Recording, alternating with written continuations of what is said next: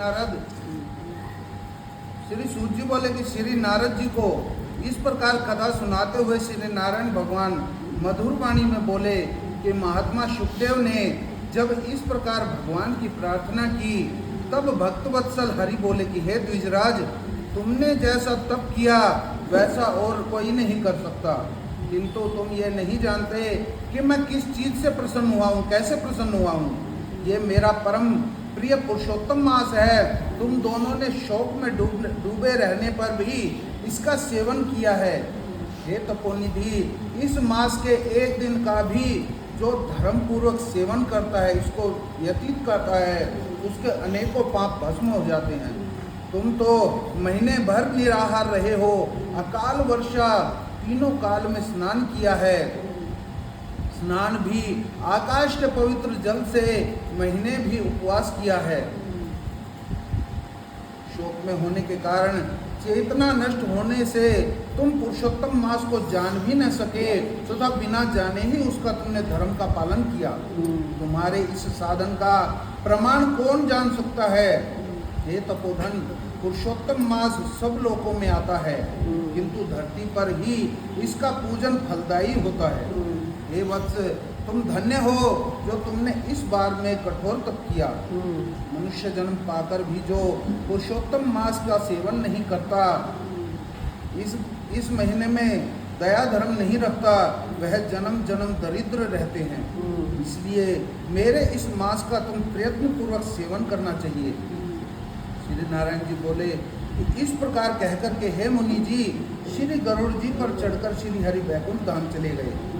ब्राह्मण सुदेव पुरुषोत्तम मास की सेवा से मृत पुत्र सुखदेव को जीवित देख करके अपनी पत्नी सहित बड़ा प्रसन्न भया। बिना जाने मुझसे इसका सेवन हुआ है, यही मेरे धर्म सफल हुआ है तथा इसी से मेरा मरा हुआ पुत्र जीवित हो गया। इस तरह का दूसरा कोई भी मास नहीं है और न पहले देखा था। इस प्रकार आश्चर्य करके वे उसी पुरुषोत्तम मास की पूजा व्रत करने लगे। पुत्र प्राप्त कर ब्राह्मण स्त्री सहित आनंद से रहने लगा।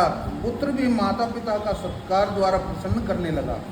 उस मास का पूजन एवं भगवान की स्तुति आदर पूर्वक करने लगा।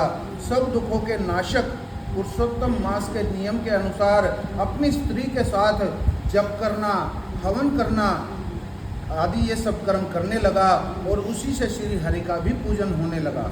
इस प्रकार धर्म में लगा वह ब्राह्मण स्त्री सहित अनेक प्रकार के सुखों को भोग करके 1000 वर्ष बाद परमलोक को गया। पत्नी सहित वहाँ सुख भोग करके तुम इस जन्म में राजा दृष्टधन्वा हुए हो और एवं पुरुषोत्तम मास की सेवा करने से तुम्हें अब अनेकों रिद्धियाँ प्राप्त हुई हैं। हे राजन, तुम्हारी रानी वही पतिव्रता गौतमी है। राजन, तुमने जो चरित्र पूछा वह हमने तुम्हें सुना दिया। हे भूपालक, पूर्व जन्म में तुम्हारे शुक पुत्र जिन्हें हरि ने जीवित किया वे सुखदेव नाम से प्रसिद्ध हो। बोलो सुखदेव जी महाराज की जय। सुखदेव नाम से प्रसिद्ध होकर के 12,000 वर्ष तक पृथ्वी पर सुख भोग करके बैकुंठ गए। उन्होंने वन में तालाब के किनारे बड़ के पेड़ के नीचे बैठ करके तुमको पूर्व जन्म के पिता के नाते उपदेश करा। उन्होंने विचार किया कि यही मेरे हित चिंतक प्रत्यक्ष देवता हैं। ऐसा विचार करके तोते के रूप में हे राजन तुम्हें उपदेश दिया। हे महाराज, अब मैं पाप नाशिनी सरयू पर जाऊं। श्री नारायण बोले कि इस तरह परम यशस्वी महाराज दृष्टधन्वा के पूर्व जन्म का हाल कहकर के जब महात्मा चले तब पुण्यात्मा राजा बोला, बोलो श्री कृष्ण भगवान की जय। श्री कृष्ण।